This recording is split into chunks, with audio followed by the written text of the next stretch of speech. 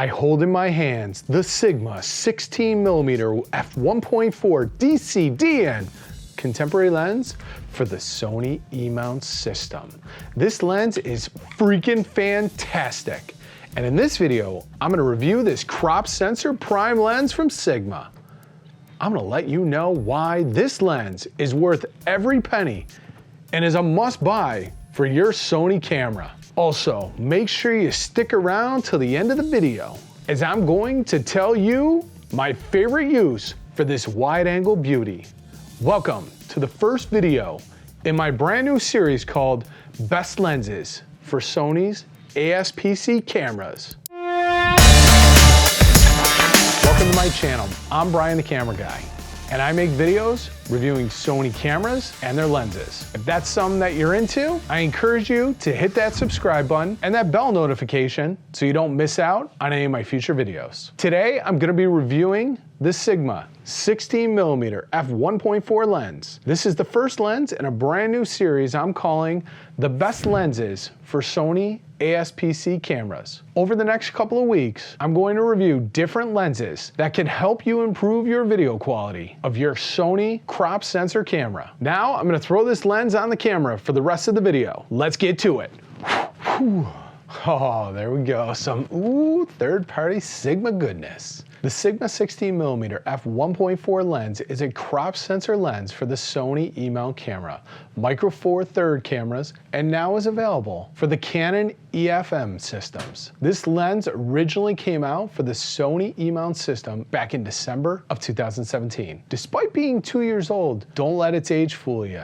This lens is like a fine wine and has definitely been getting better as it's aged. The 16mm f1.4 is a low light, super fast aperture lens that creates beautiful images. And at the time of this video, you can usually pick up this lens for less than 400 bucks. The 16mm lens has a full frame equivalent of 24mm on a Sony full frame camera. The Sigma 16mm lens has 9 round blades that help give this lens some really nice bokeh. It weighs in at 405 grams, or 14.29 ounces. It also has a beautiful front element that has a 67mm filter size. And with a minimum focusing distance of just under 10 inches, that means you're able to get pretty close to your subject to help get some of that creamy bokeh. This lens is considered a wide angle lens for the Sony ASP-C system. Speaking of wide angle lenses, you don't have many choices for the Sony crop sensor cameras. I have the Sony A6400, and I've been wanting that really wide look, but most lenses start at 16mm. There are several lenses that start at the 16mm focal length, like the 16mm to 50mm kit lens. That lens has OSS, Sony's Optical Steady Shot, otherwise known as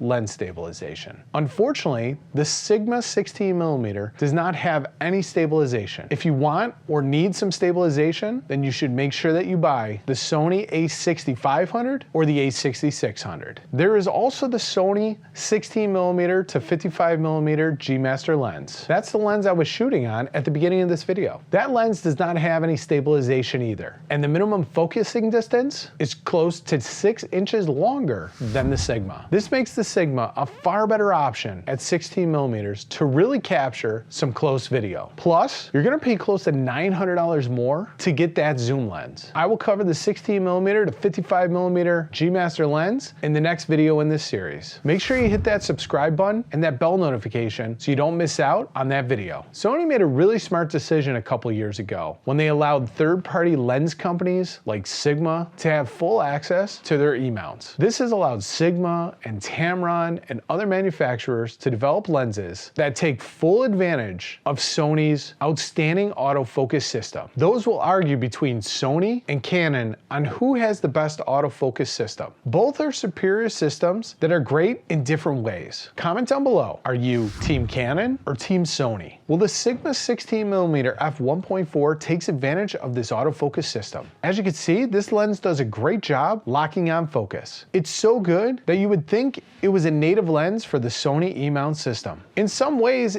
it pretty much is. I have always been so impressed with how accurate this lens is. Also, I'm really impressed with the colors coming out of this lens. I think it does a great job really representing true to life colors. Traditionally, I have always tried to set my camera's white balance based on the Kelvin temperature. Not sure what I'm talking about? I did a video talking about how to set your white balance for your Sony camera. I'll link that video up in the cards above and put a link down in the description below. As you can tell from this video, the skin tones look beautiful. I just love how accurate and clean the colors are. This Sigma lens is super sharp. It is hard to find a lens this sharp for this price. Remember that this lens is less than $400. The clarity of this lens really shows through, and I am always so impressed. Anything this lens focuses on is going to be sharp and super clear. Do me a favor, if you're finding value in this review, go ahead and smash that like button. The build quality of this lens is good. I would not say it's great or premium. It does use plastic and it has a rubber focus pull, but the manual focus ring is really big. It is very easy to find and use, but to be honest, I don't use manual focus very often. I really trust the autofocus of this lens. It's really good, so I don't see the need to use that manual focus very often. So all this being said, I did promise you a bonus nugget about how I traditionally use this lens. To me, the Sigma 16mm f1.4 is one of the best lenses for the Sony E Mount system and is amazing for these talking head videos. I use this lens for all my talking head videos. I will usually set this lens up using an f2 aperture. Yes, this lens is an f1.4, but I find that f1.4 is just too shallow for these talking head videos, and I really like the look at f2. It also depends on how much light is being thrown by your key light.